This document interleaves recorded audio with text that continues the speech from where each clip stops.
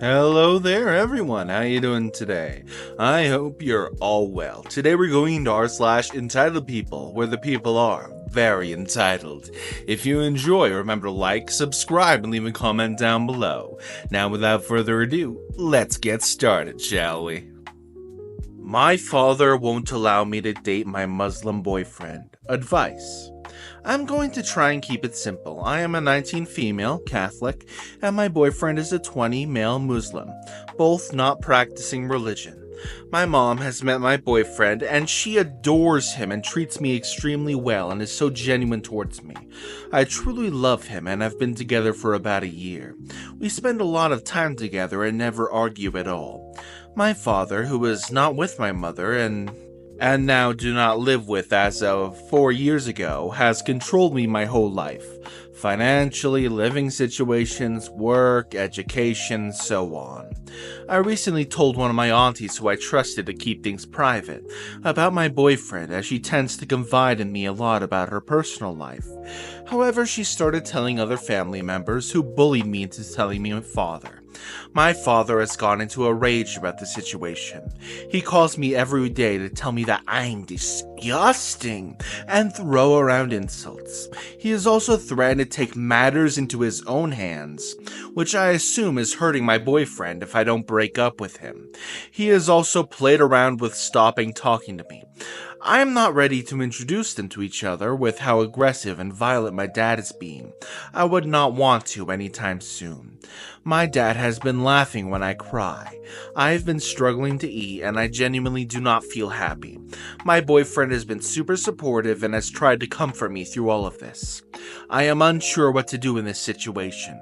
Does anyone have any advice? You're an adult. Your dad doesn't live with you. Ignore his racist rants and live your life. Cut him off. It will be hard at first, but your life is not his to live or direct. The family members that back him up and gossip can also be cut off. You've got your mom and she is fine with everything. That's all you need for family. On to the next story. Mom hasn't acknowledged my engagement. Cross-posted from toxic parents. My parents have always been very high-conflict people. Bad marriage, terrible financial decisions. Both are emotionally immature and they always had people living in their house. It was really hard growing up in their household. I used to think my mom was the victim in her marriage, and then I realized she has no backbone and is a major enabler. My dad is a narcissist, and they both don't have any accountability. I've been extremely low contact with them for about 2 months. I got engaged on Sunday. On Monday, I texted them both to let them know so they would hear it from me before posting pictures and before telling extended family members. My dad texted back after a few hours and it was a polite text. My mom, however, did not text back. I figured sharing my Instagram post to Facebook, I never post on Facebook anymore, thinking it could be another way to give my mom a chance to acknowledge the engagement. She didn't interact with the post. My dad left a polite comment. I later spoke to my sister, who was in contact with my mom, but supportive of my decision to be low contact. And she said my mom told her that she was hurt. My fiance didn't ask their permission or include them in the engagement. She also said my aunt called to congratulate her, implying I called and told my aunt first, and she heard the news from my aunt. This is simply not true. I texted my parents first thing in the morning, waited hours before posting anything to make sure they saw the text, which I know they did because my dad replied to my text, and texted my aunt around lunch. Lastly, she said she hadn't seen the Facebook post because I am not friends with her. Also a complete lie. I'm just really frustrated and hurt. I acknowledge and understand being low contact is probably painful to her and hurts her feelings. I understand the implications of what I'm doing, but I did go out of my way to inform them so they would hear it from me. I strongly believe that merits a basic, polite acknowledgement, regardless of her feelings. I didn't have to tell them. I know I didn't get to eat my cake and have it too. But this is a major life event. A polite text would have shown me she's understanding why I'm low contact and on a path to healing, but it's clear that she is not. Yeah, she's trying to make your big moment about her, OP. Move on. That victim mentality and need for being the center of attention, even if it hurts her relationship with you, will never go away in my experience. She can have her pity party. Go enjoy your life, and congratulations on the engagement. Good job. Now on to the next story. My mom stalks my location and questions where I'm at and who I'm with constantly. I, 24 female, still live with my parents. I still financially depend on them in the sense I cannot afford my own rent, so I stay here for free. Years ago, I added my family on Find My Friends because I didn't see the big deal. I don't really care about my friends and family having my location, but my mom in particular always interrogates me on where I am and who I'm with, and if she doesn't recognize the location. As I'm dating, this becomes very uncomfortable, as I don't feel the need to explain myself, nor do I want to share every life detail with my parents. This irritates me and we have argued about it many times. In the past, I made the mistake of telling her I was seeing someone and was with them. When I went to his house, she spam called me and told me that she thought it was too early for me to be at his house, and that I should not get intimate with him in any way. I got upset, feeling invaded on my privacy, and also was very embarrassed, hoping the person didn't hear the phone call. I was in the other room, but still. I now avoid telling her about these things and lie that I'm at a friend's house, or out with a friend. I've been seeing someone for a couple months now, and have been at their house more often. I just tell her I'm at a friend's house, and she has accused me of lying. When I've taken off the location in the past, she throws a fit and says that she's my mom and that she's worried about me and that I should be glad that she cares. I don't feel this way. I'm just frustrated and feel that I'm at the age now I don't need to disclose anything. I just wanted some insight. Thank you. Turn off your location finder, OP. If your mom throws a fit, remind her that her parents did not track her electronically. I have 2 adult children in their 20s. I cannot imagine feeling a need to track their movements. I do have the Find My set up for my mom's cell phone. I set it up when we traveled to Jordan last year. I also had AirTags in our purses and suitcase. Mom has no idea how to track me with her phone, but in an emergency, I'm sure it could be used to find me. Now, just so everyone in chat knows, I'm reading on the comments, I don't actually have kids. The narrator does not have kids, just saying. On to the next story. My dad tries to do everything in his power to prevent me from moving out, and treats me like a child even though I'm 20 and I am sick of it.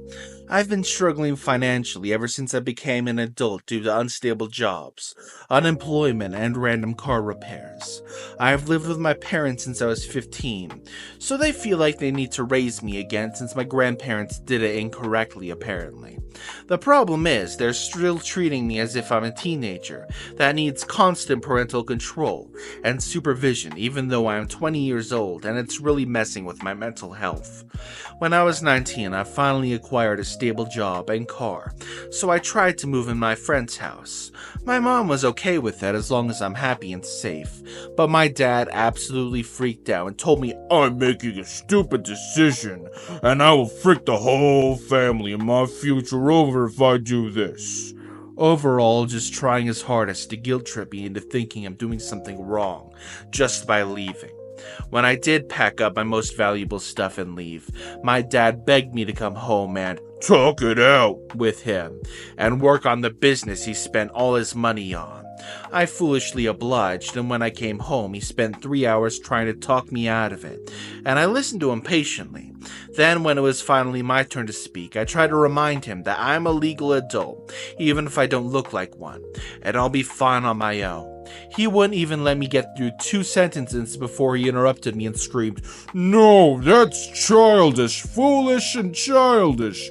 You're not an adult, your frontal lobe isn't fully developed. You can't make it on your own. This isn't the 1950s.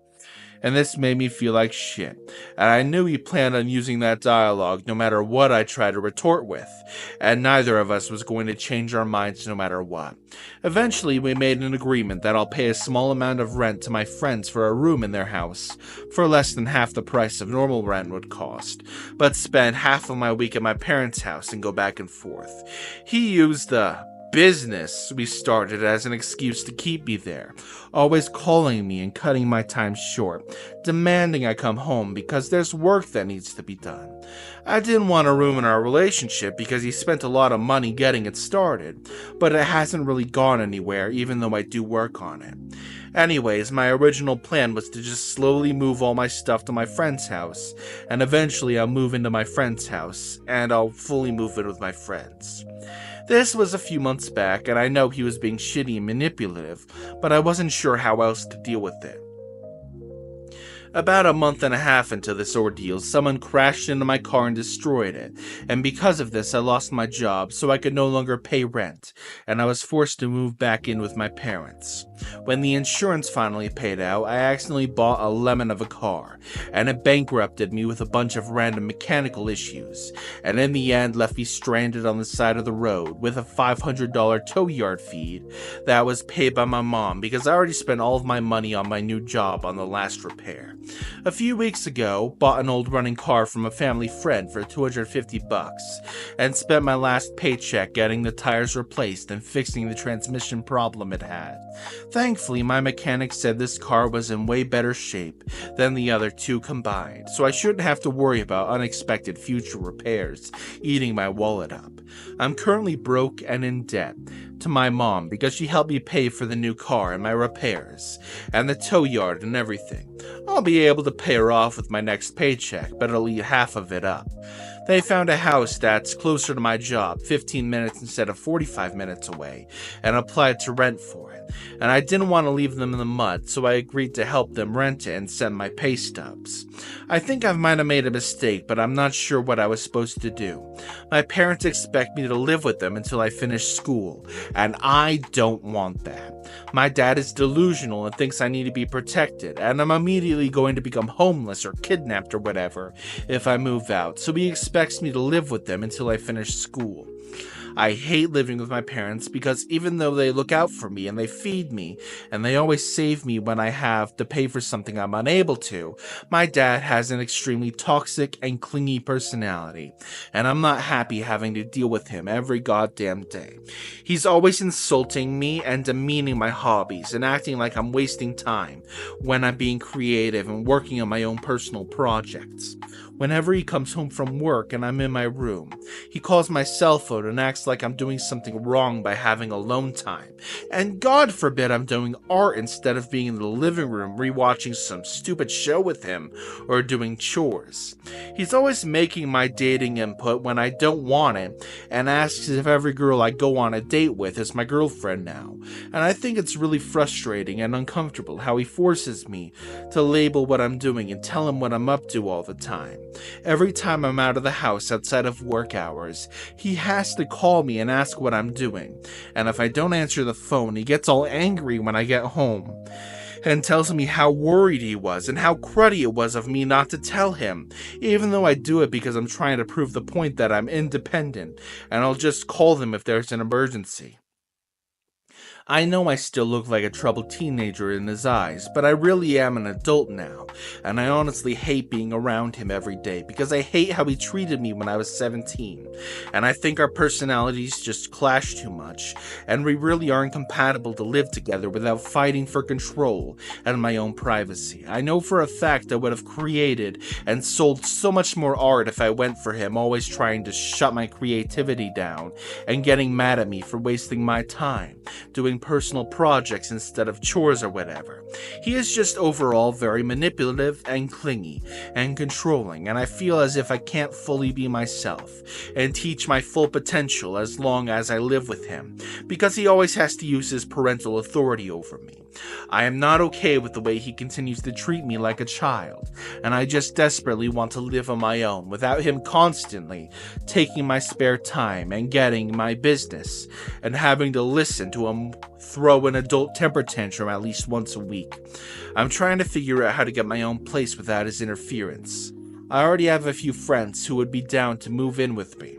I think I'm going to save up for my own rental and post my room on Facebook and Craigslist so I can move and find someone to take my place and help them pay rent so they don't get evicted. Boomer mom feels entitled to my non-existent children. Let me start this by saying my 39 non-binary mother usually doesn't come up with this boomer BS. I almost ran off the road in rage when she popped off with this. An extended family member, Lex, and his wife just had their first baby. They were very cautious about the pregnancy and didn't want a lot of attention about it. When they announced their son's birth, they let everyone know they would take no visitors for a few days to allow for bonding time. When they did allow visitors, they didn't want anyone else holding the baby. Somehow this deeply upset and offended my mother, despite the fact that Lex's family lives 10 hours away, and he wouldn't recognize her if she walked up and slapped him. Kinda like this. I think she has met Lex a total of 3 times maybe. As she was ranting, she said, "When you and wife have a baby, you better not pull this bullshit about letting me visit, but not hold the baby. I am that baby's grandmother, and I am entitled to hold it." I lost my crud and told her that whatever the parents' rules are how it goes, and no one is entitled to anyone else's kid. Of course, my mother was also deeply offended when her niece stated no one was allowed to kiss her baby's head. Mom tried to break the rule and was scolded. She got pissed about that too. I told her to just get over it and that my wife and I would have the same exact rule. She insisted she would be exempt because I just can't help it, I have to. I hope this boomer BS isn't going to become a regular occurrence. I finally got her and my dad away from conservative stupidity, and now there's this. I just can't handle it. If you literally can't stop yourself from kissing the baby when you're near, you will not be allowed near the baby. You better get working on that willpower if I'm being honest. Anyway, on to the next story. Boomer in-laws upset that we're moving out of state because we want to start a family. Being a woman in Texas, I have no desire to get pregnant or start a family here. My husband and I have always wanted children, though, so we started looking at relocating to a state with better abortion laws, schools, and OBGYN access. He's 100% on board with me and doesn't want me to die of a preventable death because of asinine laws, obfuscating what qualifies as a life-saving abortion. Texas also has no mandatory maternity leave. The only thing we have is 6 months unpaid FMLA. Someone has corrected me. It's actually 12 weeks or 3 months of unpaid leave. We finally told his parents that we're moving this past Thanksgiving, and now his parents are upset that they'll never see us or their future grandkids. They both voted for Trump, despite father-in-law receiving 100% disability from the VA, and only being able to afford their current home because of a good VA loan and exemption from paying property taxes. When we are moving is a full 24-hour drive away on the East Coast, and my father-in-law refuses to fly because of PTSD, so their only option is to drive or take a Greyhound bus, I guess. It's not really my problem, to be honest with you. They've already had their other children distance themselves from them because father-in-law can't stop talking politics. He was ranting to me at Thanksgiving about how Kamala wanted Medicare for all, and that was bad, despite him getting VA healthcare plus Medicare himself. We live pretty close to them and already only see them a few times a year. I imagine we'll only see them once every year or every other year once we move. If you vote for policies that aren't pregnancy and family friendly, don't be surprised when young people who want to start a family move off to another state. Such a smart decision on your part. Way to take good care of yourself and your family. On to the next story. You want to go home? Why? You only did CPR for like 5 minutes. My newish friend slash coworker had a heart attack and died at work the other day. We all heard a crash coming from his cubicle. A lady screamed. When I got over there, he was lying face down, barely breathing and all blue. A couple of us rolled him over, stretched him out and checked his vital. I was an EMT in another life. He had no heartbeat and was only reflexive breathing. We began CPR. Another lady called 911 and then ran down to the main level to direct the first responders. Two of us worked on him for 10 to 15 minutes before paramedics arrived. Gosh dang, it was horrible. The sounds he made, the ribs cracking, the blank stare. As soon as they wheeled him out of the building, they pronounced him dead somewhere else. My boomer boss, late 60, goes, "Okay, that's enough excitement, everyone. Let's get back at it." With that, he clapped his hands once and scurried back to his office. I didn't feel like doing any more sales calls for a minute, so I just sat on the office couch for a while. After 5 minutes or so, he noticed I wasn't making my calls and came to confront me. "Hey, perk up. No point in wallowing in there. Let's get back to work." And a single clap. Nah, man, he was my friend, and that was troubling. I'm gonna need a while. I might go home for the rest of the day. "For what? You're not tired, are you? You only had to do CPR for barely 5 minutes. I just grabbed my keys and left. Screw that guy.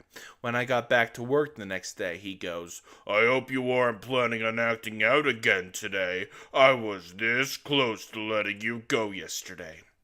That is truly awful. I am so sorry. Most people don't understand that CPR is exhausting, physically and mentally. You did your best, and I'm so sorry that happened.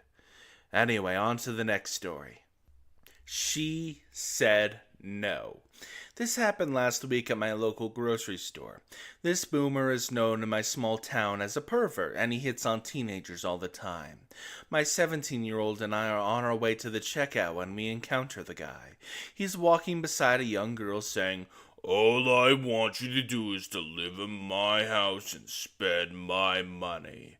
This poor girl keeps stammering a no while the young man she's with is laughing at her discomfort. I step forward, but before I can do anything, my 17-year-old daughter's between them, firmly saying she said no. He started saying he was joking, and all my daughter would say is, "She said no. Now go away," with every sentence. When he finally left, she turned to the boy and laid into him for not stepping in sooner. I have never been more proud of my daughter. You've done a great job raising your girl if she's willing to step up when people are in trouble like that. I hope my little ones end up the same someday. On to the next story. This sub allowed me to say something that stopped my mom dead in her tantrum. I just had a call with my mom, who started having a tantrum over the phone with me, because I had to cancel a trip to see her. I'm used to these, as she'll get her way when she's really looking forward to something. I had to cancel, but the trip was still 2 months away, and I was trying to tell her I would come a month or so later. She insists that won't work, but can't give me a reason why and continues her tantrum. "You see, Mom, this is why you have no grandchildren." "Why?" "It's because I don't want to have to try and explain to a child that they're not allowed to have a tantrum, but Grandma is allowed." The comment stunned her, and then 5 seconds later she goes, "Okay, let me know when you can come." Nice one, I'll remember that. It's always super handy when we find a way to turn an argument ever so gently, or not so gently in this case, in a different direction. It immediately puts each other in a different headspace and allows us to look at an argument a little more reasonably. My boomer mom didn't want to wear her diabetic shoes anymore. She already had one toe amputated due to a small injury that didn't heal. Her endocrinologist, who was a shitty doctor by the way, tried to tell her she needed to wear them more. She still refused and her doctor just gave up. I'm sure he deals with it all day, every day.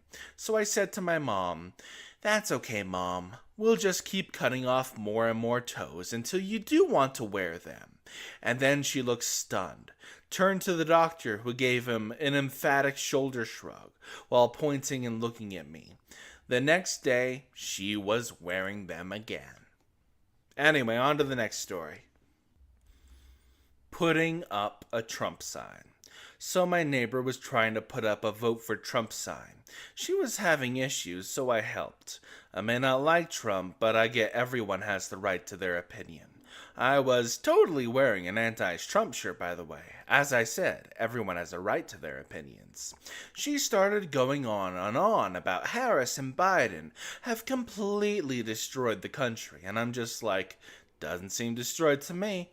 And then she started talking about Venezuela sending all its criminals here to kill Americans. And I'm like, how many stories have you heard about Venezuelans killing Americans? She said none because the news is covering for Biden. She was telling me that basically everything bad about Trump was created by AI to make him look bad. I said, as a teacher, how do you feel about him talking about Arnold Palmer's dick, where children may have been?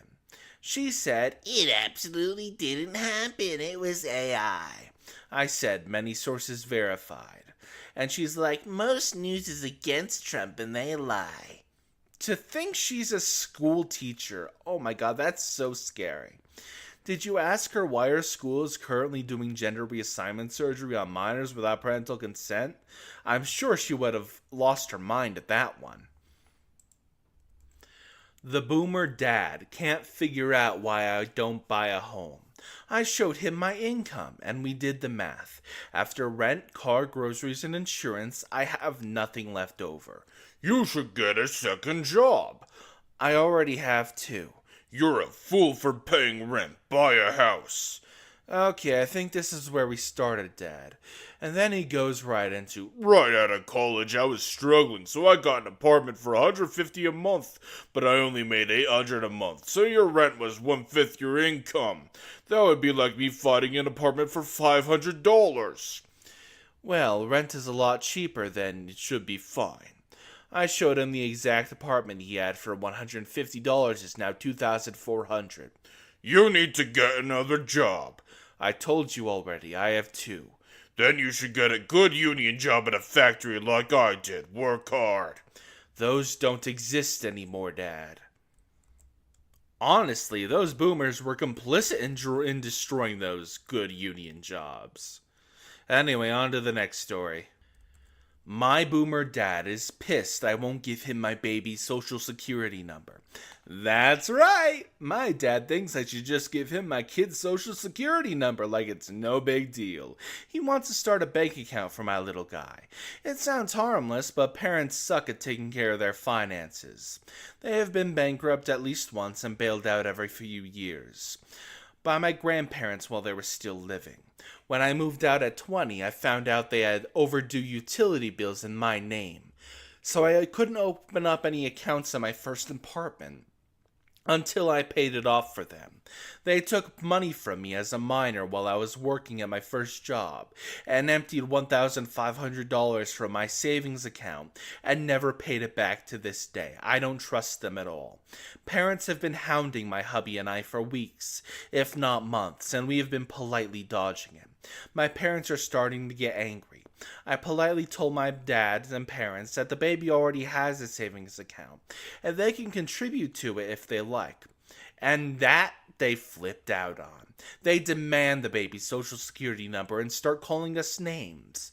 I flat out say no at this point. I tell them they didn't need the social security number to open the savings account in which the baby's the beneficiary.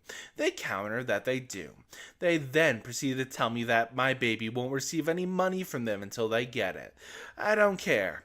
Pretty sure they don't have anything anyway besides the inheritance money after my grandparents died that they're literally smoking through. My dad even had my grandpa change his will less than 6 months before his death and showing signs of dementia.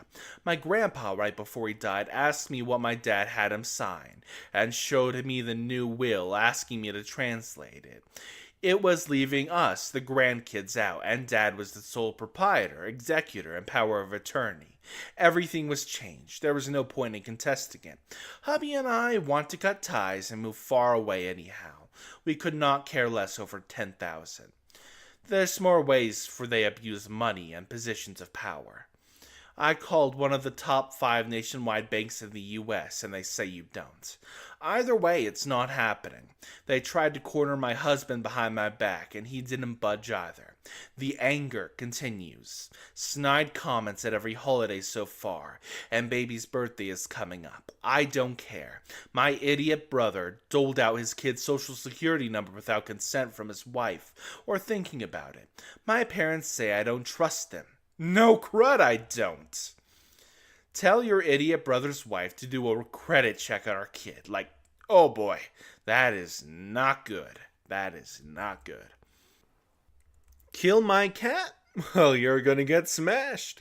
This is a story from my childhood.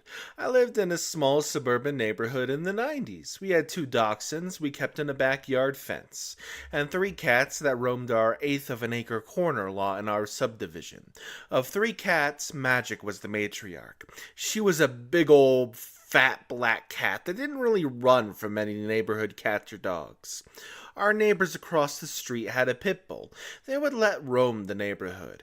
It was never aggressive towards me or my friends, but it was not a friendly dog. We just stayed away from it when playing in the woods. One day, the pit bull charged my cat while I was in the yard playing. It began to whip its head back and forth, shaking Magic. I ran to get my dad.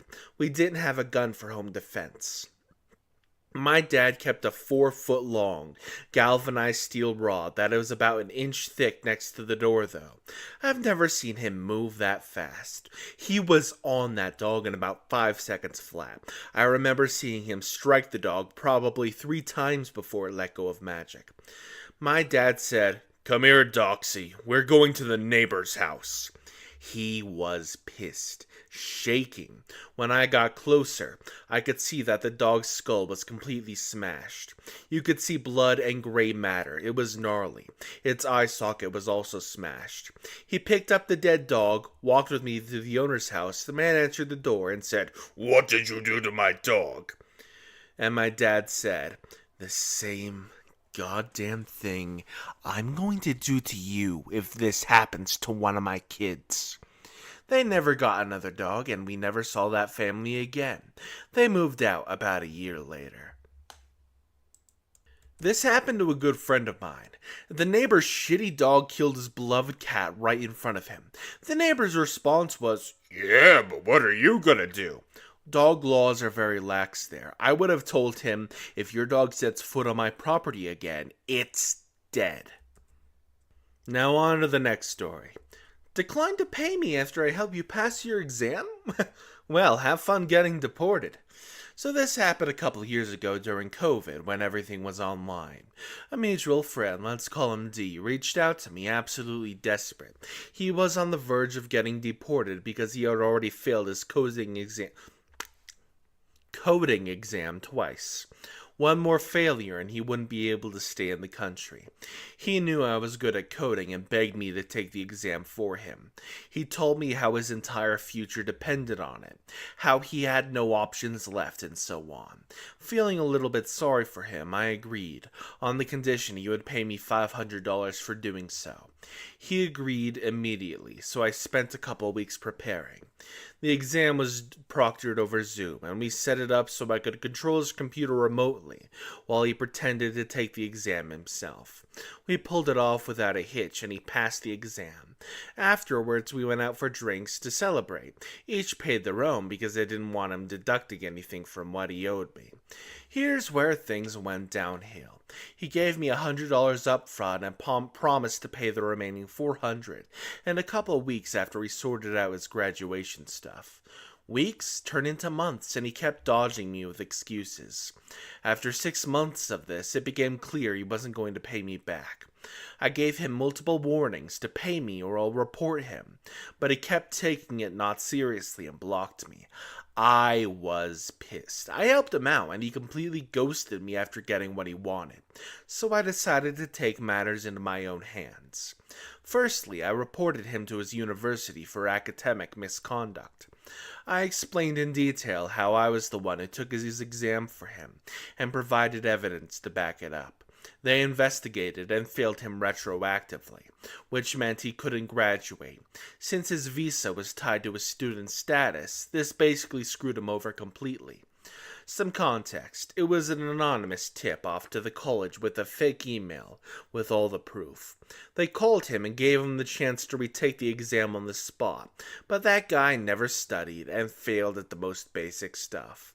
But no, it didn't end there. He was still living in the country illegally, hoping to somehow fix things. I knew he had no way out, so I anonymously tipped off the authorities, saying there was an illegal immigrant involved in suspicious activity, living in my area.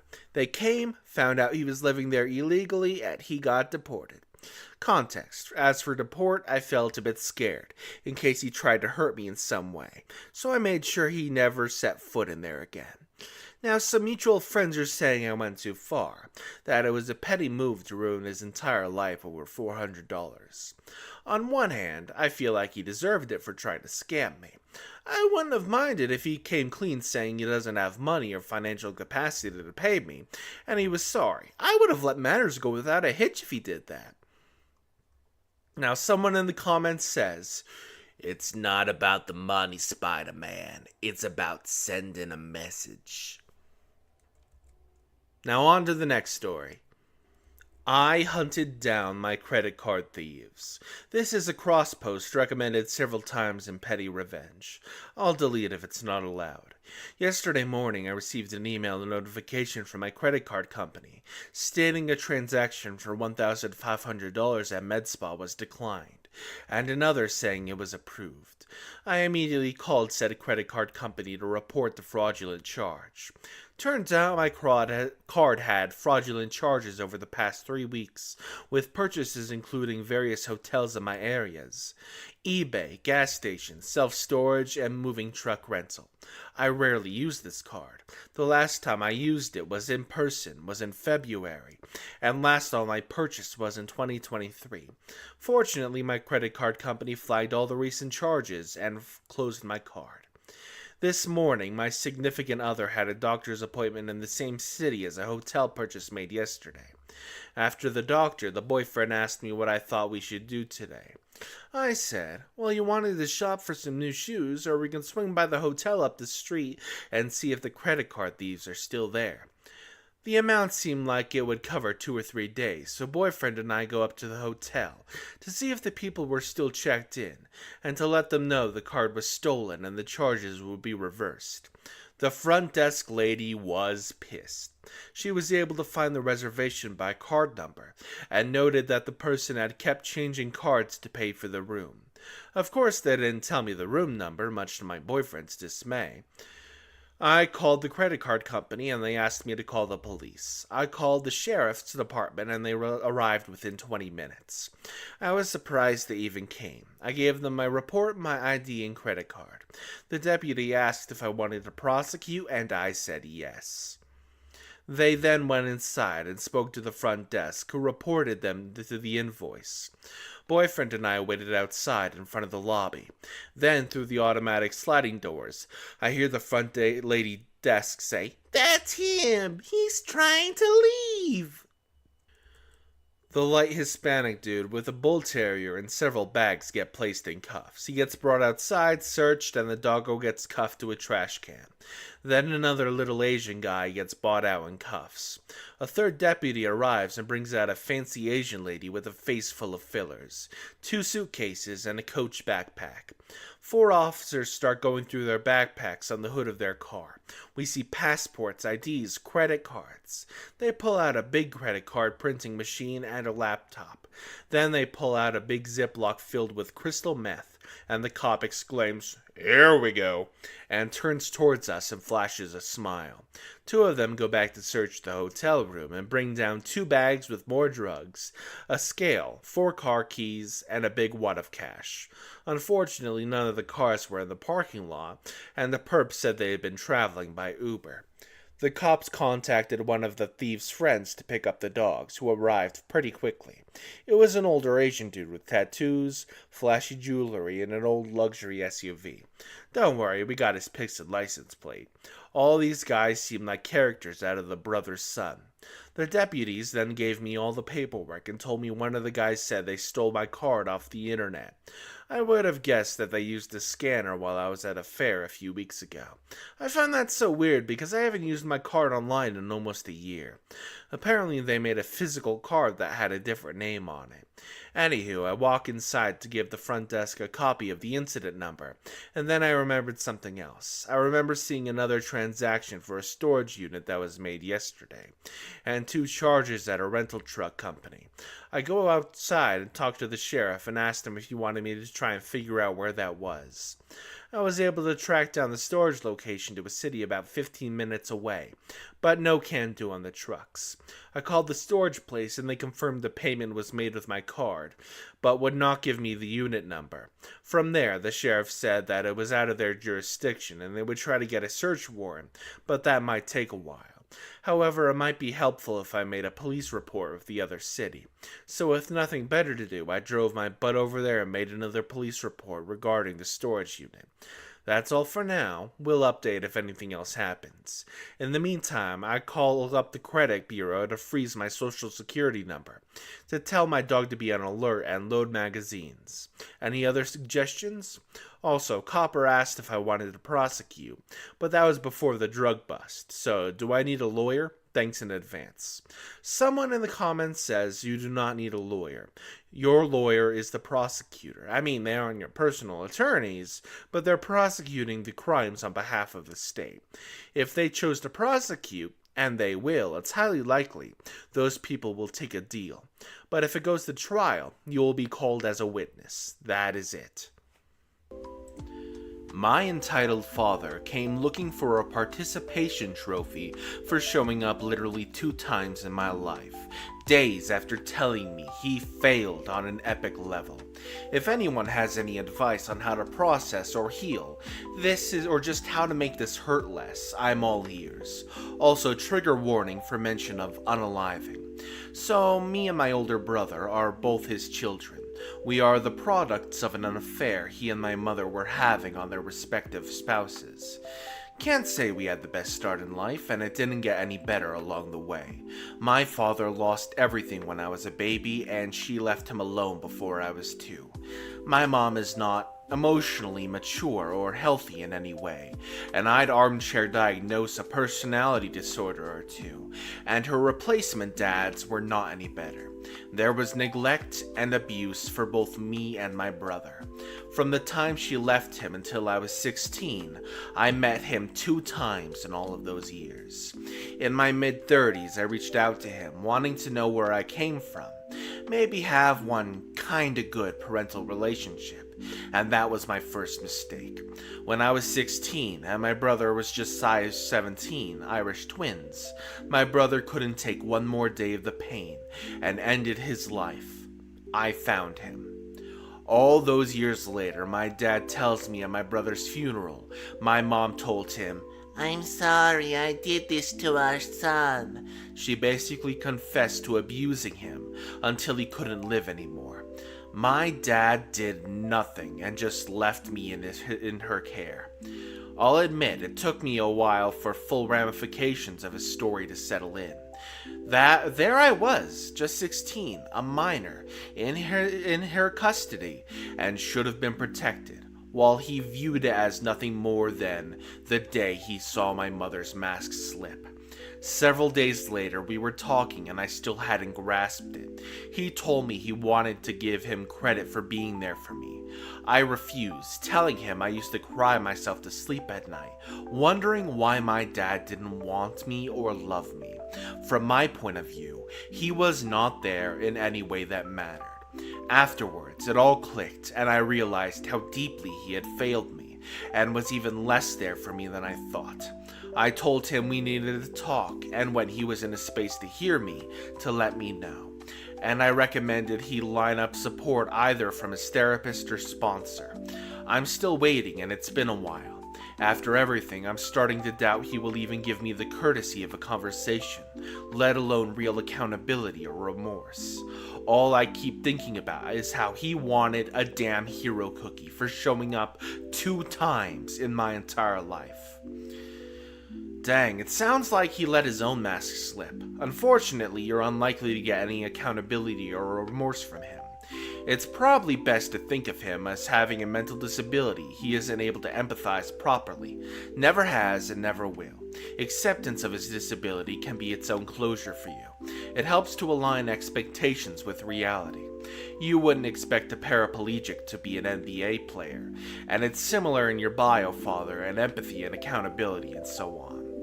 In the meantime, as you work towards processing and accepting, look for a better dad. Heck, volunteer at some senior homes. There are so many people out there, you might as well choose for the family you want. It may sound silly, but I've found you can find people who will gladly fill in some of those missing roles in your life, and it really helps. Anyway, on to the next story. My dad slaps my butt. Is this normal? I am 14. Well, that should answer that all alone as it is, but we're going to continue reading this story. He's done this since I was 9, as far as I can remember. The first time he did it, I was trying to pick out a TV show, and he walks by out of nowhere and slaps my butt. I didn't even have time to think about it before I instantly started crying. I'm not sure what my dad's reaction was, but my mom and aunt were there, and my aunt told my mom I was faking my tears, despite the fact I wasn't, and told her so. He's done it before when I'm bending over, looking for something in the fridge or in the drawers. He started laughing when he saw I was uncomfortable. I haven't explicitly told him I'm uncomfortable with it, but I feel like actions and facial expressions are enough for him to tell. Like I literally walked away from him and he was still laughing. He's someone I don't want to interact with much, but because he's my father, I have to. He likes to push and argue my boundaries. For example, I've stated I don't like him staring at me. I have woken up to him staring at me, and he started an argument in the hospital with me, using the excuse that he's my father and he can stare if he wants. He touches my hair, something I hate people doing without permission, due to my mother pulling it when I was younger, and forcefully pulls me in and wraps his arm around my shoulder while addressing the fact I'm uncomfortable with him. I feel awkward just being in a room with him. I feel like I can't talk to my mother when he's there, even if it's not about him or something normal. He has a history of dating younger girls, which is a major part of the reason I dislike him so much. For example, he and my mother have a 7-year age gap between them. They first saw each other when she was 8 and he was 16 or 15. They didn't officially meet until she was 17 and worked in the same place as him. By this time, he had already married and had his first child with someone. I'm not sure if he was divorced. She ignored him for 3 years due to being uncomfortable with him confessing he had feelings for her. Due to dating his friends, they started talking to each other again. He told her he was kicked out of his mother's house because of a fight with her, and she agreed to have him live with her. He kissed her when she was crying, and during that same time, she became pregnant with me. He cheated on her throughout the entire time, according to her. His most recent event is that he's physically met with an 18-year-old girl, I think. I've also heard arguments between them where my mom said that he told her the girl was 18. She sounded very upset when she said this, like she was implying that he lied to her, I've also heard her say that he was dating a minor, same girl in a different fight. In the past few months, there was an argument between them where my mother said she found him messaging 14-year-old girls, though if I heard it right, they didn't reply back. So yeah, I'm not sure how to feel about all this. I'm just gonna come straight out and say it. No, that is not normal behavior. I would never imagine doing that to my daughter. Any adult who touched a daughter in that way would deal with the consequences. And I'm sorry that's happening to you. I honestly don't know what type of advice to give you other than to vocally tell him that's inappropriate and makes you uncomfortable. If you feel unsafe, please talk to a trusted adult. My mom, 49 female, read my journal, and now everyone is worried about me. I'm not a troubled teenager. I'm not living with my parents, and I don't act out in any way. I'm saying that to put this in perspective, that I'm not some troubled teen who behaves in a way that would tempt their parents to read through their journal. I am a 21-year-old woman about to graduate with my BBA in a few months. I pay my own rent, I have a job, I am in a serious relationship, and so on. My mom has broken my trust on several occasions during my youth. My mom believes she is entitled to everything I do, my secrets, my personal life, because she brought me into this world. She pitches a fit when I don't tell her private details about my relationship, and is obsessed about my virginity and if I have given it to my boyfriend or not. Well, I guess she knows the answer to that now because she read my journal a few months back, and I had no idea. In November, I had no job, no money, and was doing badly in school, and was dealing with tons of anxiety related to my living situation, paying rent, my future, and so on. I have a very strange relationship with the concept of death, and usually use the idea of ending my own life to motivate myself to live my life to the fullest. If you knew your life would end in a year, what would you change today? Think that type of motivation, but a little darker. I was so depressed that I figured I would plan how I'd end my life in the journal, and make it so realistic that it would force me to make changes. I wrote down who I would give my belongings to when I did it, that the best moments of my life were, so on. If you were a parent and read this about your child, you would be mortified. However, my parents don't understand that I just have a strange way of thinking, and obviously took my planned date of December 31st way too seriously. I understand that this is not a healthy way of going about your life, but I'm not looking for mental health advice. I know I have a strange way of looking at things, but at the end of the day, this is my journal for me, not my parents, not for my sister, not for my boyfriend. I keep my journal as a secret, very hidden away, part of my backpack. I take my backpack everywhere. I take my journal everywhere. I visited my parents over the holidays and went to go hang out with my boyfriend, so I assume this is when my mom took her chance and read through the whole thing. My mom, mortified, told my dad, and my dad, mortified, called my older sister. I love my sister, and I tell her everything about my life. She has always been my favorite person, and she knows how I am. She knows I'm very dramatic and would never hurt myself. She calmed my dad down and told him I didn't really mean it and he should not worry, but maybe he should be kinder and less hard on me.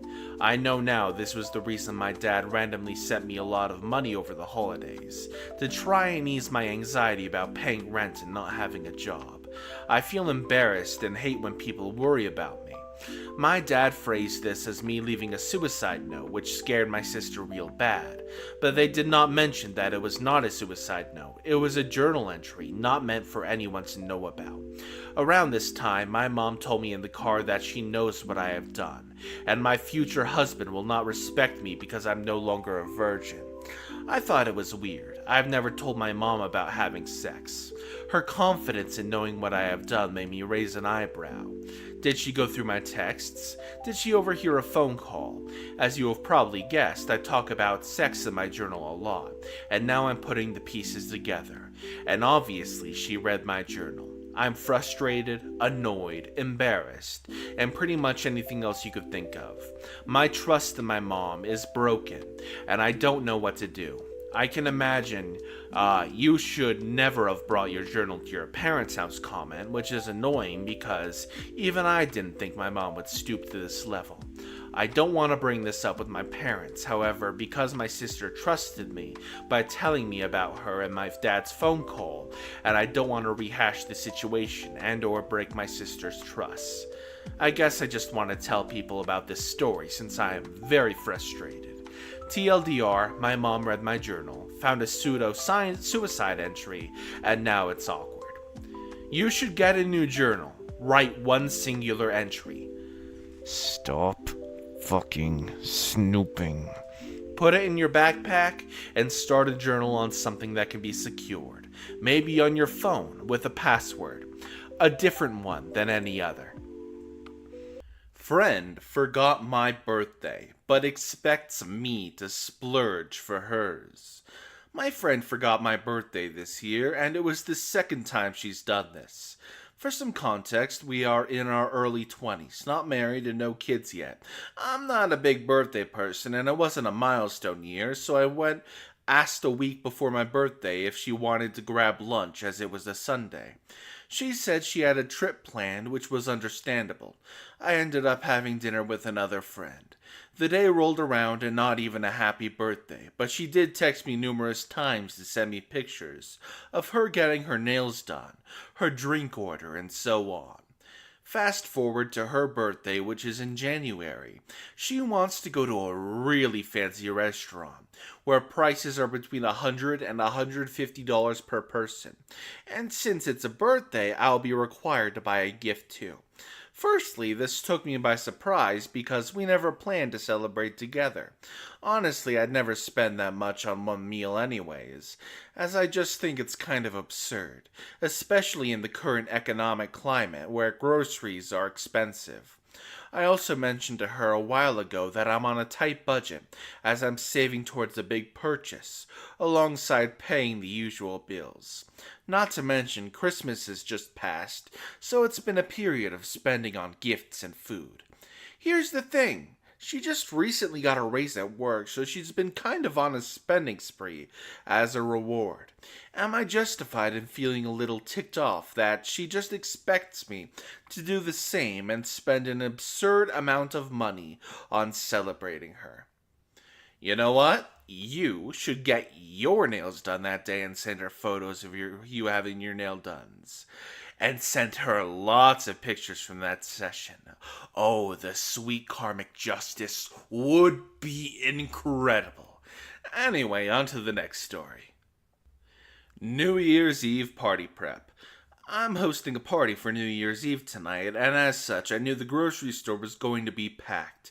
I was not wrong. So thinking ahead, I ordered a couple of party trays for curbside pickup. My local grocery store, the curbside picked, is around the side of the building, and the spots are clearly labeled. These labels are A to V followed by the store number. When you arrive for a pickup, you just text the letter and number and they bring out the groceries. Today the parking lot was very full when I arrived for my pickup time. So much so that the overflow parking was nearly full on the other side of the curbside pickup. So these spots, a customer would have to park and walk through the curbside area to get to the store entrance. New Year's Eve is now, so this is not unexpected. As I was pulling in, the customers in spots A and B were pulling out, so I pulled into spot B and texted my arrival. I popped the trunk and waited. Then a middle-aged woman pulled up into spot A. Nothing unusual yet, until she got out of the car, locked it, and started walking towards the main entrance. One of the curbside attendants that had just finished delivering another order this was the interaction. "Excuse me, ma'am, do you have a curbside order?" I am here to get my groceries. Okay, please stay in your car and text the spot number, and we will bring them out to you. No, I will just get them. Ma'am, have you placed an order in advance with us? No, that's when I'm going to get my groceries. Now move out of my way. I'm sorry, ma'am, but if you do not have a curbside order, I will need you to park somewhere else. This is for curbside parking only. points down at the curb, the entitled woman does. That is a curb, and I am parked on the side. At this, she started walking towards the front entrance at a rapid pace. At this point, the employees followed her, trying to get her attention, but she kept walking away and ignoring him. No karmic justice, unfortunately. Just one entitled whale that didn't want to park another 100 feet away. And this is where employees should call a tow truck. Not a toe on your foot, a tow to tow that car far, far, far away. And, probably upset that lady a little more, but who cares? She's entitled. Anyway, on to the next story. Entitled ex-boss wants me back. Several months ago, I picked up a side job at a local bar/cafe. It's quite a popular place, and my sister and I used to go a lot since she's friendly with the landlady. We were talking about her looking for help behind the bar one day, a week in the evenings, and I agreed to give it a go after she posted the offer to me. I was going through a bit of a stagnant phase in life and thought it could be fun and worth the extra money. Although I already work full-time, so it's hybrid. So I have more flexibility around things outside the office, and she said she understood if other work commitments need prioritizing. I have never worked in a bar or as a barista before, and there was absolutely zero proper training. My first shift, the landlady showed me where everything was and immediately got me on serving customers, while she disappeared off to do other things. I knew next to nothing about what wines and beers we had on stock, how to measure and pour all the different drinks, enter the items correctly on the till, how to navigate the coffee machine. I burned myself on the steamer more times than I cared to admit. But the regulars gave me plenty of grace and advice, and I muddled through. I stuck it out since the extra cash in my pocket certainly didn't hurt, but it was stressful and physically demanding even at the best of times. It was often loud and busy in there, with live music or karaoke playing. You'd be on your feet constantly, running back and forth, bending and lifting heavy crates, in and out of the dishwasher, getting your clothes and shoes soaked with beer. It was a tiny space behind the bar, and the landlady seemed to have zero spatial awareness, so she'd bustle in behind you to grab things while you were in the middle of serving, knocking past your elbows while you're trying to pour, squashing you into the beer taps, tripping you and blocking you while she stood to talk to people, and expecting you to contort around her with your hands full of pints or hot drinks. She also had a habit of telling you off about doing stuff wrong. Either something she'd never bothered to show you properly, or that you'd been doing the way she showed you for weeks. Like she just decided on a whim she wanted something done differently, and you were expected to know and immediately correct it. She'd pull me aside to lecture me about how the most random things, like the volume I was talking at the bar, the type of mug I used for someone's tea, or the way I arranged the candles on the table. My agreed shift was 6 to 11 p.m. close, but we often didn't finish until 11:30, since the landlady would let regulars stay longer, or extend last orders when it was busy, and she would let me go closer to midnight a lot of the time, knowing I'd been at work all day and that I was going to be up for work again the following morning. I'd added the staff WhatsApp group to keep up to date, and it was mostly a stream of passive-aggressive essays from the landlady, randomly updating the shift/bar rules, and expecting everyone to follow along, or calling everyone out on how things were being done wrong. Since she didn't actually train anyone properly, it got ignored. Instead of planning cover for events, she expected everyone to just be able to pitch in and to pick up the slack. Would frequently be asking for people to stay longer or pick up extra hours, and there was always a sense of urgency and guilt-tripping around it. Like, we really need everyone to pull together and help out, guys. Most of the other staff were part-time and had other full-time jobs or commitments like me. She would message me individually asking if I could do extra shifts as well, or wait to pitch last-minute requests on me in person, hoping I would say yes if she put me on the spot. A couple of times I caved because I had free time and energy, and conveniently those shifts always ended up being the most busy and stressful. There were a handful of people who the landlady let in that were barred from all the other places in town, like this alcoholic woman who always made weird comments about your appearance and tried to reach out and grope you inappropriately, the middle-aged married man who sat at the bar leering and making gross misogynistic jokes, and asking all the girls for hugs. The dodgy group of lads who were always off their faces trying to intimidate and threaten people and start fights. The landlady never seemed bothered about any of this and wouldn't really support us if me or the other staff bought it up, and when they came in. In fact, she'd often continue to enable them by giving them what they wanted. She started to take liberties, leaving staff on their own without notice, and would put her partner in charge while she went off on the holiday. But he knew nothing about running the place and would just disappear off for ages. So if it was a busy shift, you were totally on your own. There were so many times I was forced to do things I didn't feel safe or comfortable doing, like leaving the bar until completely unattended to make food in the kitchen, or having to lift and carry massive crates of drinks and empty glass across slippery paved courtyard in the rain. There was absolutely no planning for the volume of customers we would regularly have to manage alone, and could easily have 30+ people on an evening packed into the bar area. The last few months, I was under a huge amount of extra unexpected stress and pressure from my regular job, so I think the landlady could tell I was getting burned out, but she rarely tried to check in or ask how I was doing. I went through a phase of suffering panic attacks quite badly a few years ago, and I had my first one in ages in the middle of a shift at the pub when nobody was around to help. I also had to go to the doctors a few times, as many months I kept breaking out in odd rashes, probably from the stress, and the medication they put me on was making me incredibly nauseous if I didn't eat at regular intervals, which I wasn't doing, or sleeping for that matter. I kinda hit rock bottom after a horrendous couple of weeks at work around November time. Big organizational changes dropped on us without warning, multiple days of overtime, and working through lunches, and not getting up from my desk and seeing sunlight for hours, while more and more things continuously got piled on me, and everyone else involved is conveniently out of the office. I asked the landlady if I could swap out my next shift to give me a break, which is something I absolutely hate doing. And she told me she wasn't going to be there, so she couldn't help me out. No one else was available, so I had to go in, and it ended up being one of the busiest nights I'd ever had.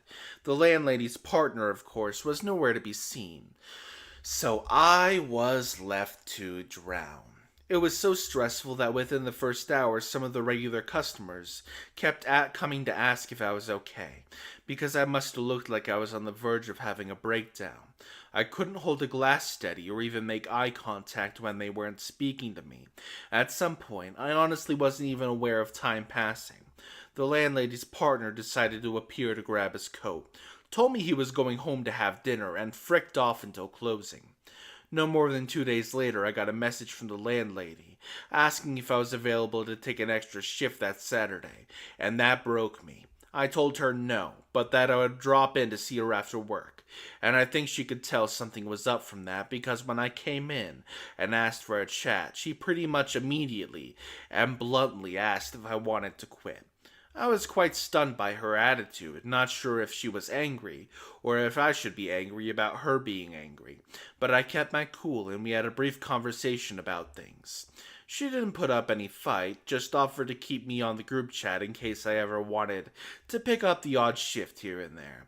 I told her I'd need some time to think about that. I stayed for a quick drink and went home to try and enjoy my weekend off. It's been about a month, and half since then I haven't heard anything from this landlady. Just before Christmas, my sister convinced me to go in for a drink with her, where I very briefly saw the landlady, who immediately goes, "Oh, hi, so when are you coming back then?" I just laughed it off and ignored her, as I currently have no intention of going back at all. I have just got back from a weekend away seeing the rest of my family, and I'm straight back to work. It's been so busy I haven't been able to take any time off between the bank holidays, so I've been trying to fit in traveling and other plans around that, which is stressful enough. I look at my phone, and notice a message from the landlady asking if I'm free the next day, New Year's Eve by the way, to come in and do a shift in the middle of the day, because apparently she has loads of staff and off and can't find anyone, and she's desperate. Then she tops it off with, "And let's have a chit chat about you coming back in when the new year." I'm completely dumbfounded by this message, as she's not even reached out to me until now, not to mention it's a very normal weekday, so she knows I'm working. I just ignored the message and later noticed it had been deleted from the chat history. My sister went in for a drink there last night, and she just messaged me saying the landlady was asking about me and that she missed me yesterday. Sure thing. Personally, I don't think I'm going to be going back there for a good long while. Hey, narrator here, I would recommend removing yourself from the chat and move on, or she will keep asking you to work. She doesn't respect the boundary of, I can't work here anymore. She doesn't get any work from you. Period. End of discussion anymore. My girlfriend Jessie's mom made Jessie take out her stitches before they were supposed to be taken out. So to preface this, I am an outsider in this story, and only posting this on my girlfriend's behalf and with permission. She and I have been together for almost 3 years, and throughout our time together, her mom has been, well, let's say difficult. She would use our relationship as blackmail, and if my girlfriend didn't do well enough in school, she would limit our contact as punishment. So for context that might matter in this story, we are from South Africa, and her mom is a 54-year-old woman who works in the HR department of a pretty big mining company. Her family not only has health insurance, but good health insurance. So this is no way a money problem. My girlfriend is disabled and has had quite a few procedures due to varying issues. To be precise, 2 major surgeries, and she is currently 2 weeks post-op. Her dad is someone who has had multiple procedures and also had health problems for a decent chunk of time. They both suffer from sciatica due to these. This will matter later. So setting the scene, things have been going down recently. My girlfriend has a relatively non-invasive surgery to fix a nerve issue, and her dad has neck surgery. Her mom had possible melanomas removed. Thankfully, she's okay, and her stitches would only at least be safe to remove tomorrow. This happened on a Saturday and Sunday. I'm posting this on the same Sunday. So she would have gone to a doctor on Monday to remove the stitches. Yesterday, Jessie's mom asked her to remove the stitches. Jessie said no because she was uncomfortable doing something she didn't have the proper training for, and that her mom should rather see a doctor. This morning, her mom started doing it herself with nail clippers and ripped out a bunch of them, so Jessie had no choice but to remove them. To add even more context, this is something her mom does frequently. If Jess says she doesn't want to do something, her mom will act in a way that gives her no choice other than to do it, or else either her mom or someone else would get hurt, or other undesired consequences would happen.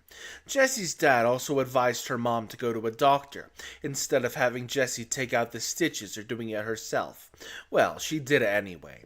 So after the not fun experience of being forced to take out her mom's stitches, Jessie's mom said sorry and promised to take her out for ice cream later.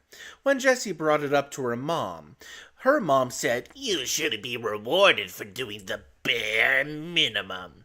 Jessie did end up getting ice cream due to her dad being an MVP, but it's still wild to me that her mom told her, after she legit removed her stitches, that she shouldn't be rewarded for doing the bare minimum. Was this the most dramatic story on the subreddit? Nah, probably not. But it is the story that finally got my girlfriend to post about her very entitled and manipulative mom, so post for her I did. This is what happens when one old Karen meets another old Karen. Here's a story about 2 old ladies who were visiting the psychotherapist department of our hospital, NHS in the UK. Lots of background information as she's been coming for years, complaining about one thing or another, and is well known. Nice lady when she gets what she wants, but is prone to having quite a meltdown now and again. The kind of person that rules don't apply to, wants a cup of tea when the nurses when they get one, and gets upset when she can't wait in the office rather than the waiting room. So I'll call her the first old lady, FOL. In her 80s, about 4 foot 6 inches, walking with a cane. At some point in the last couple of years has fallen over and hurt her knee, and was told to rest for a few weeks and let it heal. Has the distinct nurse, home help, meals on wheels, and so on to help her, but refuses to rest as she is an extremely independent woman.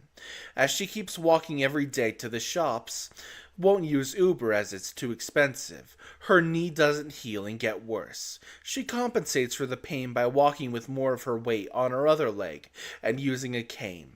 Because of this, she has a great deal of pain in her hip, completely refuses to use a wheelchair. Her son bought her a mobility scooter, but she refuses to use it. As you can see from the story so far, your doctor knows a lot about you, so do be nice to them. First old lady gets a pain injection in her hip, which is getting to a point where it wants a replacing, but she is refusing surgery, or any of the other stuff on offer. So we're fighting a losing battle here, but somehow she's got someone to agree to give her pain injections, even though it's not a good solution. Which brings us to this morning. 3 weeks ago she had an injection and is back for another one, though she doesn't have an appointment and isn't due for another injection for at least 3 months, if not longer. But she is adamant that she is going to get one, and won't leave the reception area until she gets one. The nurse comes out to talk to her to move her to the side of the reception so that the receptionist can see other patients. This kind of works, but then first old lady replies that she isn't causing enough of a problem to get what she wants. So she inserts herself back in front of reception, just as old lady number 2 is about to be served. I'll call her second old lady, aged about 70 and about 5 feet tall. Second old lady isn't very happy about being moved out of the way, and is probably also a bit wound up because of what she heard first old lady say to the nurse. So she starts to prod first old lady with her finger, telling her to shift as it's second old lady's turn. First old lady then proceeds to prod SOL with her cane. Husband of second old lady grabs the cane, then about 5 nurses have to intervene and split them up. All in a day's work at this hospital. I hope you got to tell that first old lady that she's shit out of luck, or FOL, that she's SOL. Puns are wonderful, aren't they? Entitled Customer Rant. I work the front end of a family restaurant and have been working here for over 2 years. All the employees know about this one customer because he works in the area, at his parents' store, and is extremely particular about his food and money. A couple months ago, he came in and created a scene in front of the entire restaurant, saying how he knows I'm just a server bot, and starts complaining about how he hadn't come in for the last couple of months because our food prices have changed, and how we didn't want to charge him the original price it used to be for his usual meal. He comes in occasionally complaining about the pieces of meat are smaller from last time, how we gave him 2 large cuts of meat rather than our usual 3 smaller cuts, and so on. I apologized and tried to remain as calm and respectful as possible. After berating me, he stormed out of the restaurant while we were making his meal. Every other customer in the restaurant had gone silent by then, and afterwards said they'd come here specifically for the portions, and sympathized with me for being able to deal with this ridiculous behavior. After that uncomfortable interaction, he didn't come in for a while. But with Canada's no GST or HST break, he started to come in again this week. Unfortunately, I worked today, and a wave of anxiety came over me after seeing him again, after a long, much-needed break from him, and I honestly was hoping he was never going to come in today. After another conversation about the price difference, his takeout order was ready. He proceeded to tell me it didn't come in for a while because of the last interaction he and I had, and that I made him extremely uncomfortable, and apparently was trying to convince him to pay for his meal that he didn't want. The one he stormed out for, by the way. This time, I apologized if I made him feel that way, and was hoping that would send him on his merry way. Unfortunately not. He then goes, Well, you say that, but it's clearly not a sincere apology. I'm sorry you made me feel uncomfortable. You know I've been coming here longer than you've been working here, and it's always been busy. You're gonna start driving all the customers away if you treat them like this. I hope the next time I come in, you know better. My boss interrupts, thanking him for coming and telling him to have a good day. He goes, You know, I like you. I like your wife. But your employee's gonna make you lose customers. and then storms out yet again, cursing me under his breath. I think the worst part of it all is that he has glowing reviews for his quality of service. Get some of the employees together and go to his parents' store and complain about the prices and make a scene. Tell his parents that this is what he does at your restaurant. I'm sure they're going to have a blast if you do that. Gotta love a little bit of chaos in the world, eh? For our final story, we actually have a story from Boomers Being Fools. We fired a Santa Claus. Yesterday, while browsing my way through one of those Christmas markets, I was informed by my daughter that she had her first creepy Santa experience just minutes before. Yeah, I kinda agree. Too old to trick or treat, too old to visit Santa. At some point, it's not fun anymore. I guess she and her friend found out. Anyways, this wasn't a Santa with a line and a $40 photo deals. Just Santa and Mrs. Claus sitting on a bench welcoming any family that came by. Boomers doing a sweet, wholesome gig, right? Until this teenager sat down. How old are you? 16, 17? Well, you sit here and you sit on my knee. I like your braids. You can ride Comet, and I can use them as reins. The live iPhone pics show a handsy, tickling Santa stroking hair while two girls cringe, and Mrs. Claw wears the copingest cope face I've ever seen. Like meme quality cope. Apologies, but thankfully there's no encounter between me and this boomer. Instead, we sought out the general manager in another building at this complex, relayed the story, and she took my info down on a scrap sheet. Minutes later, we saw her crossing the parking lot with not only our paper, but a stack of 3 or so. I received a call this morning. The Santa's been grounded, and they're assigning another. As for my daughter, obviously she didn't believe years ago, but there's a point where you really, really, really don't anymore. My entitled mother attacks me and demands that I pay for my abuser's bail. My mother continues to be the bane of my existence.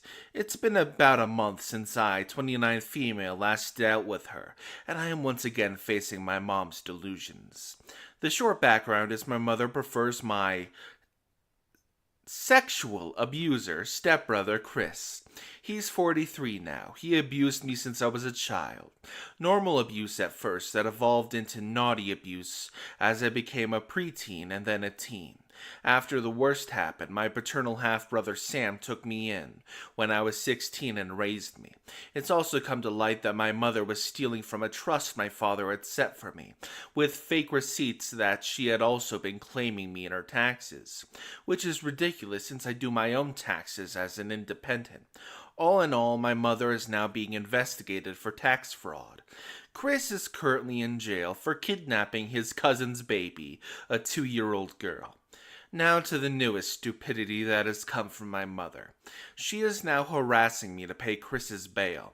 To begin with, I can't believe they would let him post bail at all after kidnapping a child. The bail is set at $25,000. That seems like a lot, but in all honesty, I find it absolutely disturbing that that's all they're charging. I've been trying to get a restraining order on both Chris and Mother. Chris, that one is more likely to be coming. My mother, despite all her harassment, no one, neither cops nor lawyers, believe her to be a danger to me. So I still have to deal with my mother trying to talk to me at the parking lot at the clinic I work at. I'm a nurse practitioner, or at home constantly banging on the door. Her sisters, who I met as an adult and didn't know they even existed to begin with, have also joined in on this. Sam and his wife say that it's okay and not to worry, but I know this is taking a toll on them. I'm also worried about their kids. They have two boys being exposed to all this crazy. So despite Sam's insistence that everything is okay, I moved temporarily to a hotel until I could find a cheap apartment to rent. Some people suggested becoming a traveling nurse, and while I'm considering it, I don't want to be far from Sam and his family, as they are my support system. The issue is my mother somehow tracked me to the first hotel I was in, and found out my room number. She banged on the door while I was getting ready for work. When I opened the door to tell her to go away, she slapped me and began to hit and scratch at me, yelling that it was my fault that her sweet boy was taken by the cops. You should be the one paying for his bail. My mom isn't that strong, but I was stunned by the sudden attack. By sheer luck, housekeeping was doing their rounds when this happened, and they got security to restrain my mother. Security called the cops, they took my mom away, but apparently let her go with just a warning. When I recovered enough, I ended my stay and booked into another hotel. I did go to work, mostly so I could get my injuries looked after. My boss heard this as she was helping me get through a panic attack and cleaning some scratches I had on my neck. After giving her full details, she told me she had a rental for extra income. At this moment, it was rented to some extra college students. But when the semester ends, she's going to close it as a student rental and offered it to me. It's a small house with a yard that permits pets, so I can bring my cat with me. She also wants me to start carpooling with one of my coworkers, a male nurse that looks intimidating but is the sweetest teddy bear you can imagine. I went to the cops to report my mother, and again, despite the pictures of my injuries, this was all brushed off as a domestic affair, since my mother is elderly and they don't think she is a real danger. I even got lectured about maybe needing family therapy. My lawyer just told me to take a deep breath and do the paper trail. He told me at the end of all this, we'll have the last laugh, so here's hoping. As to how my mother found my room number, the girl at the front desk gave it to her when my mom made a scene about how I was having unaliving tendencies, and she was worried I would off myself after my fiancé was taken by the cops on fake charges. Yeah, I think it's BS, and my lawyer's already speaking to the hotel's management about that one.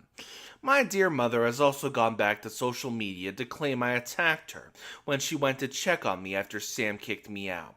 Again, it's turned into a fight between my dad's family and her family. I posted pictures of my injuries and wrote my account of what happened. I'm just so tired at the moment. This is affecting my work, and while my boss is amazing and supportive, I can't imagine this is good for me. I miss Sam and his family. I miss my own bed. I miss my peace. I never wanted to deal with my mother or Chris after I left their roof. Small update for people that called out for me to check my car for air tags. You called it. There was an air tag hidden in the undercarriage.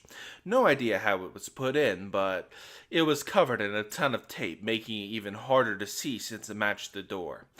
And that's the end of the story, but guess what? There's an update! My entitled mom finally got arrested. Hey there everyone, I'm finally happy to inform that my mother was arrested last night for tax fraud and grand larceny against my inheritance. It's been about 6 months of waiting for this to happen, but finally it has. To do the mandatory TLDR, my mother stole from a trust fund my biological dad left for me to pay for my stepbrother, Chris. He was my abuser, both physically and in a naughty manner, growing up. Now both of them are arrested. Chris was arrested for kidnapping his cousin's child. It's been months of harassment, abuse, and fear. But I have to admit, right now, I feel amazing. I might have to testify at some point, but that's fine. I'm ready to be free of both of them. As many have suggested, someone even did a great bullet point list recently that was filled with good tips. I'm in the process of getting a temporary restraining order and also getting a new social security number. I'm back home with my half brother and his family.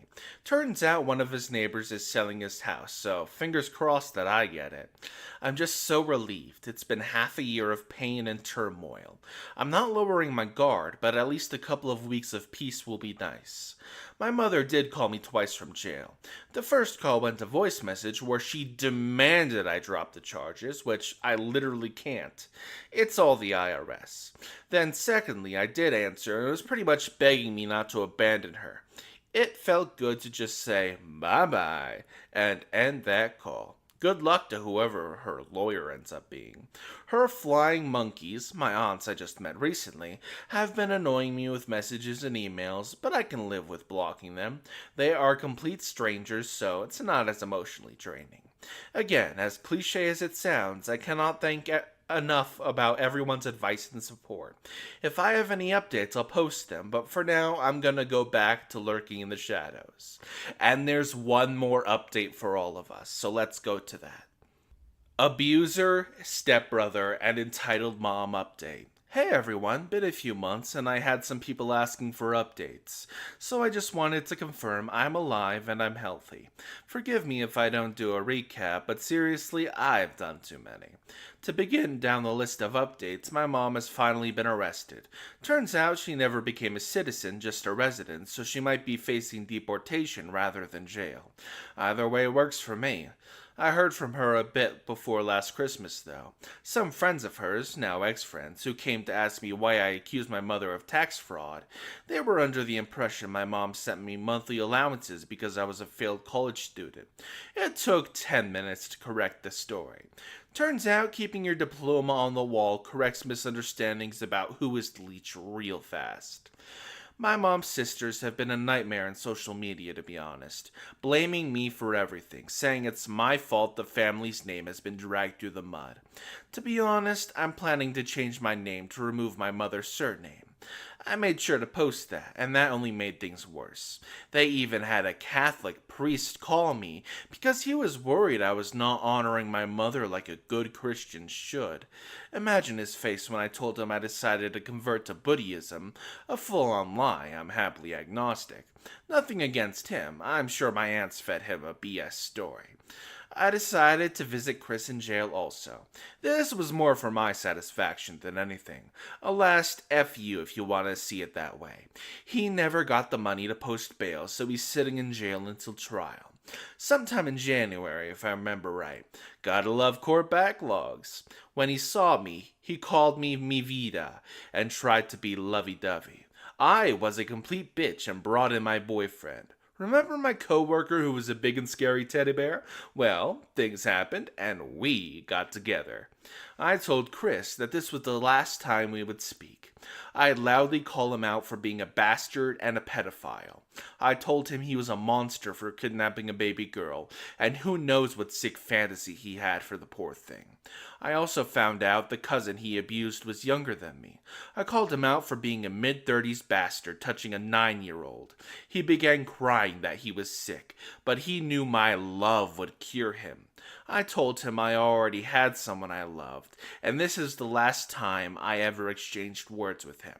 I just wanted him to see me in a good relationship, with my life relatively put together, despite the years of abuse he inflicted on me.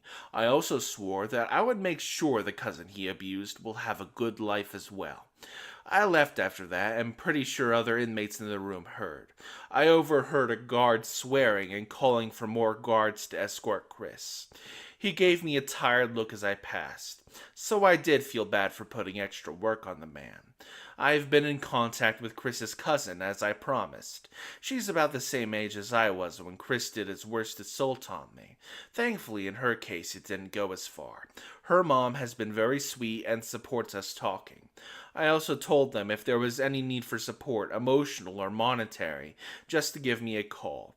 I made it clear this offer was for the family except my ex-stepfather and Chris.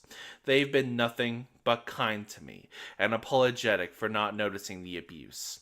I can't blame them since we barely ever cross paths. As for the house I wanted to buy, unfortunately I didn't get it. That's okay though, since I started a new relationship. I decided to pause too many big steps. It was stressing me out, and this is my first formal relationship to begin with. A small sad news is my cat of 23 years. She made it there, God bless her, passed away. She had an aggressive form of mouth cancer that just made her waste away in days. After much thought, I let her go. I couldn't see my best friend of 2 decades suffer like that. That was another reason I'm glad I still have to live with my half brother and his family. My nephews have been my greatest support during this loss. And not wanting to jump the gun, but I got permission from my boyfriend to post this. I'm also now learning to take a more maternal role. My boyfriend is a single dad to the sweetest 4-year-old. Her mom sadly passed away when she was a baby. So I am the first female figure in her life as a partner to her dad. We're not jumping to being mom right off the bat, I'm just her dad's friend. She has warmed up to me at the very fast, and I've come to love spending time with her. She even made me a drawing of my cat, knowing my little angel with wings passed away. So I always know my cat is watching over me. I gotta admit, I teared up a little bit after that. So yeah, life is somewhat back to normal. Good news mixed with sad news. I'm learning what it's like to be with somebody that actually likes me and respects me. All in all, I'm doing much better.